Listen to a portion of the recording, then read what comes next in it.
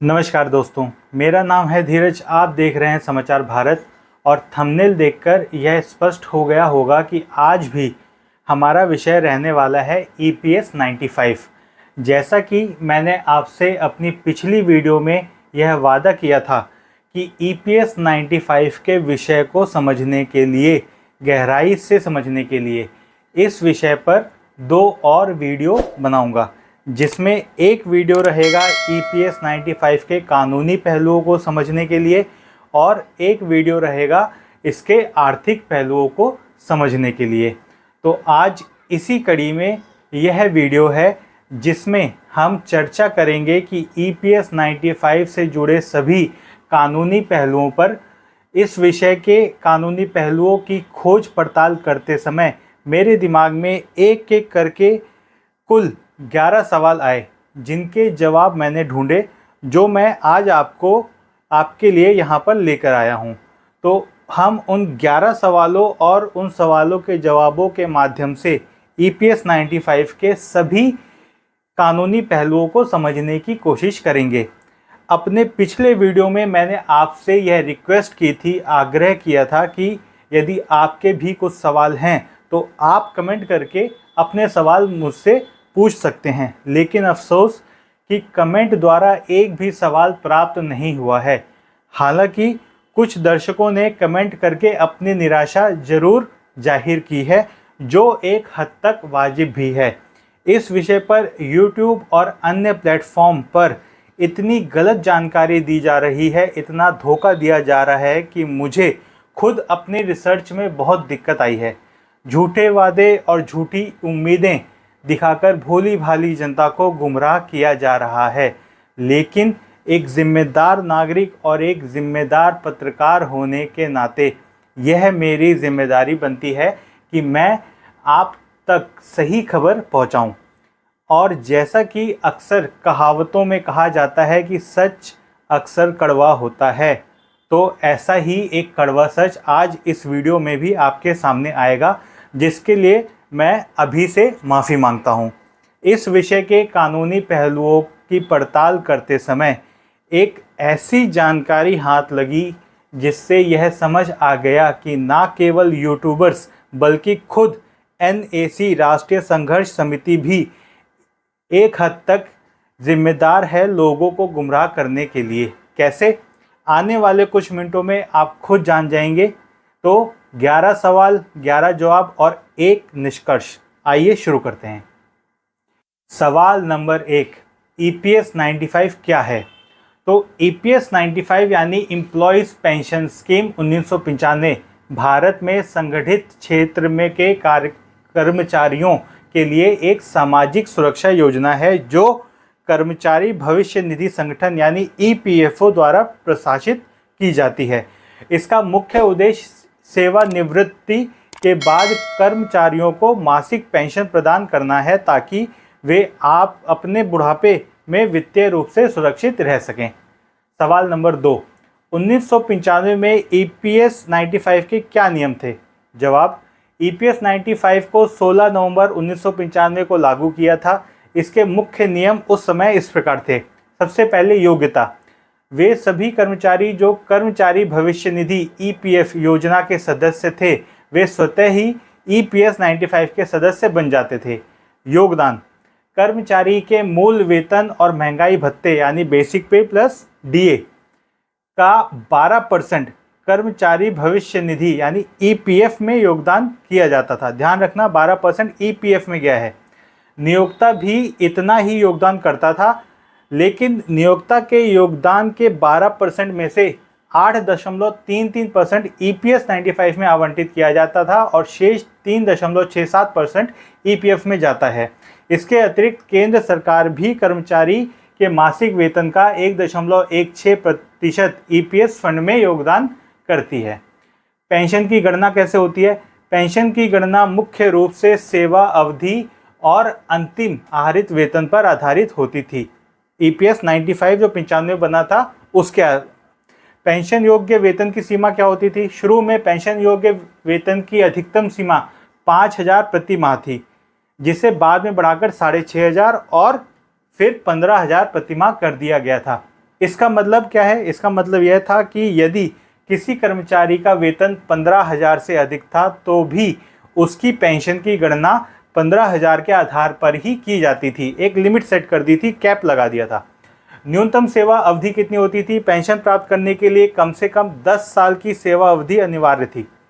Pension शुरू होने की आयु क्या थी? कब से शुरू होती थी, कब मिलती थी?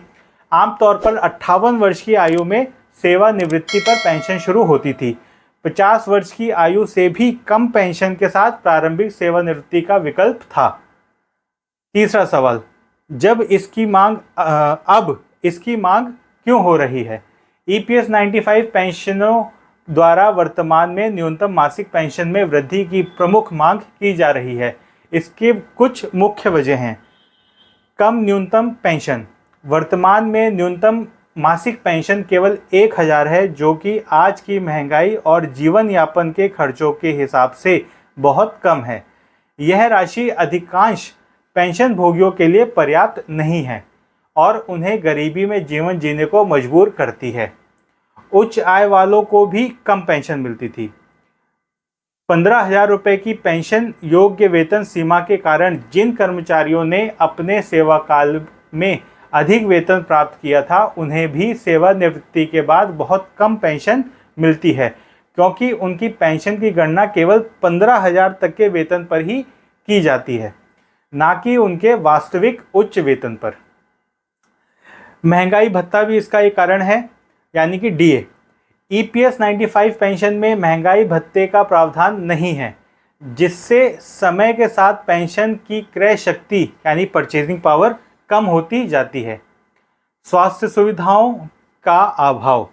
पेंशन भोगियों को चिकित्सा सुविधाएं या स्वास्थ्य बीमा का लाभ नहीं मिलता है, जो कि बुढ़ापे में बहुत आवश्यक होता है। दीर्घकालिक संदर्भ। पेंशन भोगी लंबे समय से अपनी मांगों को लेकर आंदोलन कर रहे हैं, जिसमें धरना प्रदर्शन, ज्ञापन सौंपना और अदालतों का दरवाजा खटखटाना भी शामिल है। चौथा सवाल, अशोक राउत और एनएसी का इसमें क्या भूमिका है? तो अशोक राउत राष्ट्रीय संघर्ष समिति, national agitation committee, NAC short में बोला जाता है, उसके राष्ट्रीय अध्यक्ष हैं। एनएसी एक प्रमुख संगठन है जो ईपीएस 95 पेंशन भोगियों के हितों की वकालत कर रहा है। अशोक राउत और एनएसी पेंशन भोगियों की मांगों को सरकार तक पहुंचाने, विरोध प्रदर्शन आयोजित करने और कानूनी लड़ाई लड़ने में महत्वपूर्ण भूमिका निभा रहे हैं।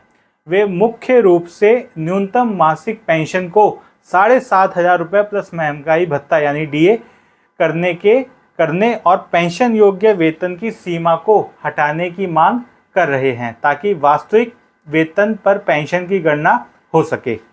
पांचवा सवाल, इसके संवैधानिक और कानूनी पहलू क्या हैं?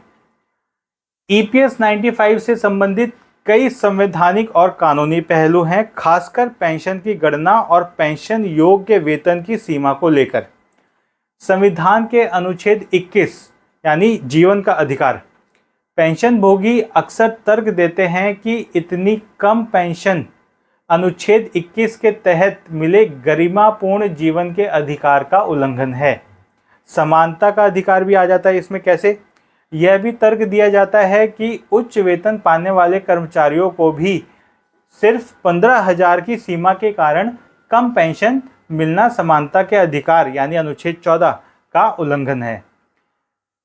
कर्मचारी भविष्य निधि और विविध प्रावधान अधिनियम 1952 यानी कि ईपीएफ एंड एमपी एक्ट 1952 क्या है ये?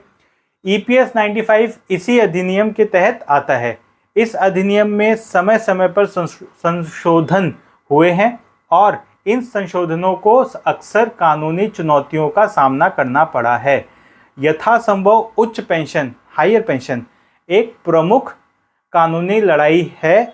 उच्च पेंशन के मुद्दे पर लड़ी गई है, जहां कर्मचारी अपने वास्तविक वेतन पर पेंशन की गणना की मांग कर रहे हैं, भले ही उनका वेतन 15,000 की सीमा से अधिक हो। ये बिंदु याद रखने वाला है।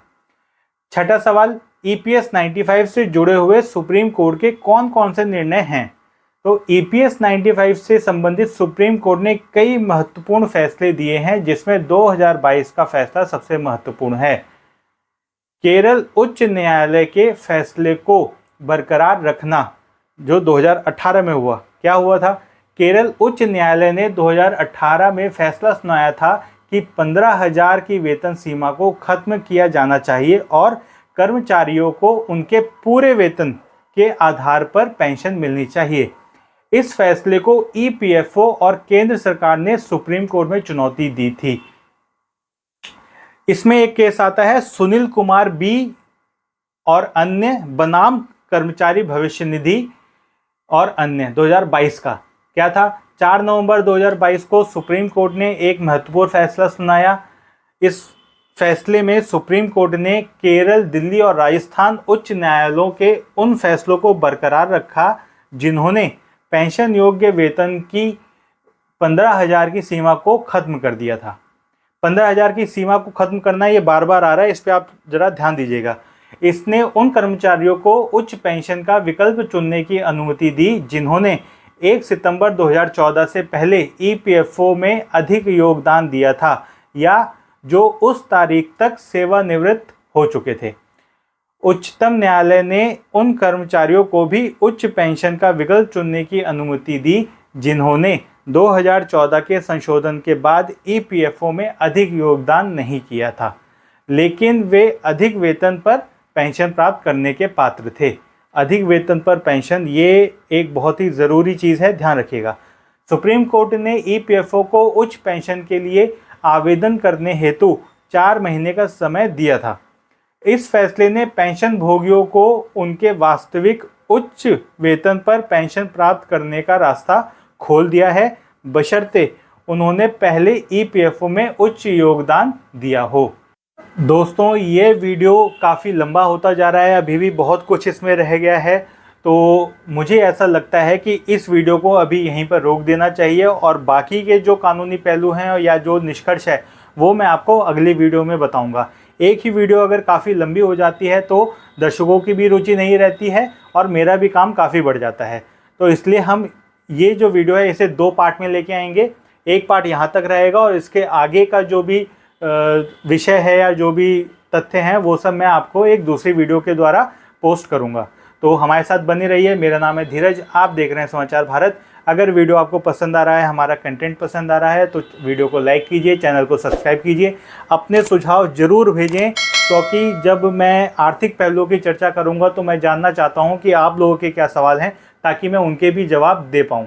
काफ़ी कुछ है जो अभी बचा है और जब आप इसका दूसरा पार्ट देखेंगे तो आपको समझ में आएगा कि किस तरह से ना सिर्फ यूट्यूबर्स ने बल्कि अच्छे ऊंचे पदों पर बैठे लोगों ने भी इस विषय पे भ्रम फैलाया है। तब तक के लिए धन्यवाद।